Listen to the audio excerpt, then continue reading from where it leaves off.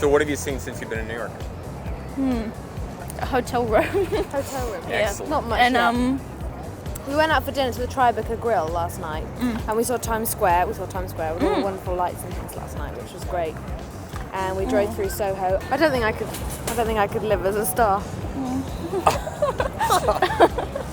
'Tis indeed a miracle one must feel, that two such heavenly creatures are real. If we weren't friends, it just basically didn't work for the movie. And there was one time when we had this argument, and it took like about 20 takes to actually get it right because we just weren't. 15. 15, Yeah. sorry. I always make things sound much worse and more dramatic than they actually are. And I stabbed you. You stabbed me? Stabbed you through the heart. Oh, she stabbed me through the heart Yeah. and then Chopped off your legs. and chopped off my legs. Shot you in the kneecap. And then I shaved your head and carved No, but we did have one argument and only one. What was that, the argument over? Oh, well, that's very silly and long something and really complicated. something Something really, really complex. but silly. That's silly too. Complex but silly. And that silly thing would be what? Oh no. Oh dear. It's just Well, we can't really remember, to be honest with you, how it all started, but we just basically had this silly falling out. Lies, all and lies. anyway, and so we did this one scene while we weren't really speaking to each other.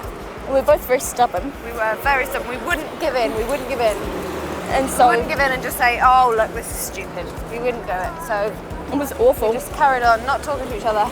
And at the end, it was like we were 6-year-olds because someone actually had to come up and say, now, Melanie, now, what do you feel about Kate? But you love her really, don't you? Yes, and I was going, kiss yes, and I makeup. do. Isn't that lovely? Hi. Hello. Can we have a ride around Central Park? Sure, no problem. Wonderful. Thank you. With lots of roses. Yes. And Thank black you. flowers too. And black flowers too. Whee! Black flowers are really good. Wow. Oh my goodness me, it's not. Don't worry, you're safe. I will look after you, Mel. Thank you. I'll always look after you. Another thing I've noticed is Get Kate stabbed Moss. in a minute. Kate Moss is all over the place. She's She was everywhere. on billboards and on sides of buses and She is everywhere. on bus And you know you stops. have the Obsession advert, and she's in the Obsession advert. We don't have any kind of adverts. with Oh well, Kate we Moss in. do, but she's not. No, we don't. Us. Do you have any obsessions? Oh yes, I'm obsessed with Mel. I'm obsessed with Beck. She is. I've She's been obsessed saying this with in Beck. every interview, just in case he happens to catch one. Yeah. and So thinks- say it to the camera. Say Beck. I'm your looking chance. for you. I know, honestly, I don't know what it is. I've just got this. I have all his albums. I listen to them constantly on continuous replay on my Walkman.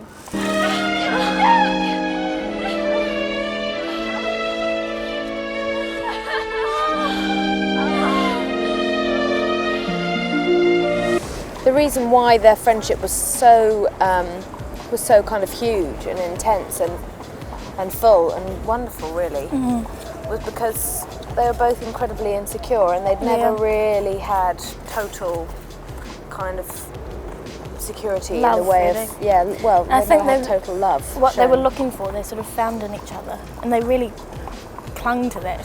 So Yeah, like, they did. clung They did. to I mean, that. They really- if there was ever any sense that they were losing that or losing that love, life became basically very difficult for them. Like Yeah. Juliet was very ill with tuberculosis for about 3 months, and she was in a sanatorium, totally away from Pauline. And Pauline just went into this. She just went into depression Incredible mode. depression.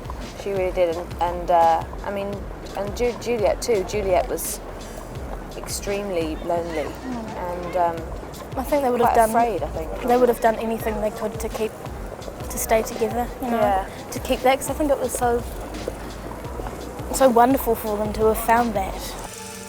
Let's go overseas. You mean travel by ourselves? Where shall we go? But as far as they were concerned, they were the most important people in the world, and that they were going to be together no matter what. And they had this.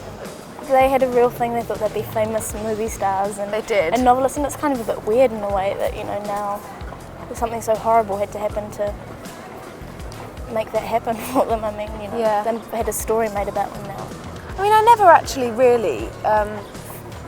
never really kind of worked out what they thought they. Well, I did, I suppose. Work out what they thought they were going to achieve by murdering Honora.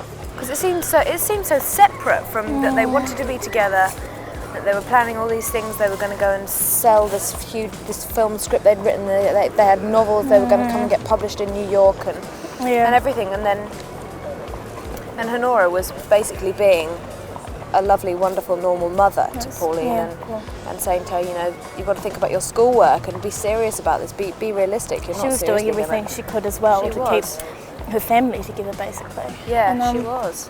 It's just awful how it turned out like that. Yeah. How that happened. It's just a tragedy. It's a 3-act story with a tragic end.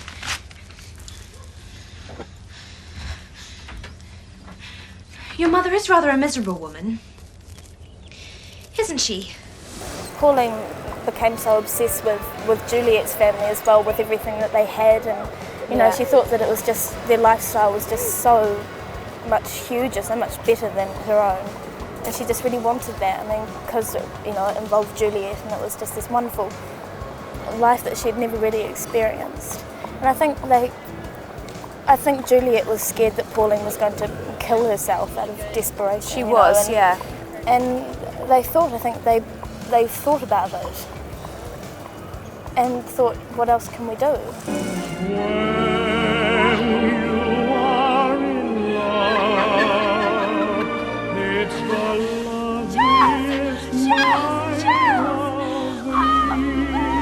I loved being a part of all of that. All of that wonderful kind of colourful imagination that they had, because it gave us the chance to just do that kids thing. I mean, I just love to do, you know. I love to do all of that stuff, and I mean, I used to have. I mean, Pauline and Juliet had so many kind of imaginary friends and characters, and well, they had a complete imaginary world, and it was all sort of worked out and planned who was in that and what the characters were called and things. And I had 2 imaginary friends when I was little. I told you about this. They were called Corey and Dork. It was brilliant. It was wonderful. It was brilliant. And also because Peter, the director, was just so...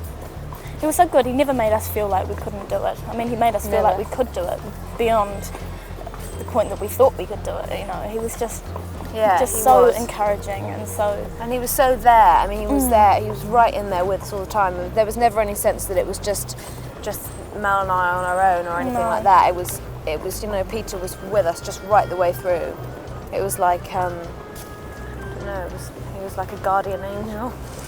Gina, please don't cry. We're not going to be separated. We're not. They can't make us. They can't. this is most honest. It's Kate Moss again. There she is again. Sorry, which She's is everywhere. Kate Moss again. She's everywhere. This is absolutely delicious. It's so fascinating when you come to another city or another country and you see all the different things, like all the little different kinds of sweets you have and crisps and all that stuff. I'm always so fascinated by that, and all the different kinds of chewing gum and the different designs of the drink cans and things like that. Okay, Thank you. thank you, E.T. It's been great fun. Thank you for the lovely carriage ride and showing us New York. Yeah, it's But been now a lot of fun. we've just got more important things to do, haven't we, Mel? We have to get down to some serious shopping. Ciao.